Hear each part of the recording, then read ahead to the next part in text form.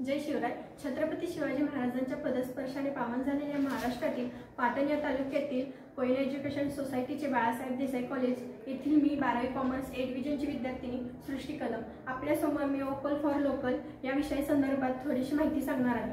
आपल्या परिसरामध्ये दगडी फुलं आढळतात. ह्या दगडी फुलांचा वापर ह्या दगडी फुलांच्या पानांचा वापर आपण खरचटले किंवा आपल्याला लागले किंवा आपण आजारी पडलो तर त्यांच्या पानांचा रस काढून आपण खोकल्यासाठी किंवा सर्दीसाठी त्याचा वापर करू शकतो. ह्या फुलांचा वापर आपण कार्यक्रमासाठी किंवा असे डोक्यामध्ये माळ करण्यासाठी किंवा हातांमध्ये एक ब्रेसलेट म्हणून घालू शकतो. ह्या फुलांचा खूप वापर होतो. आपल्या या परिसरामध्ये अशी खूप फुले आहेत. या फुलांचा वापर आपण आपल्या मानवी जीवनामध्ये करू शकतो. मी सीमा सीताराम सावंत, इयत्ता 12वी विद्यार्थिनी कॉमर्समधून.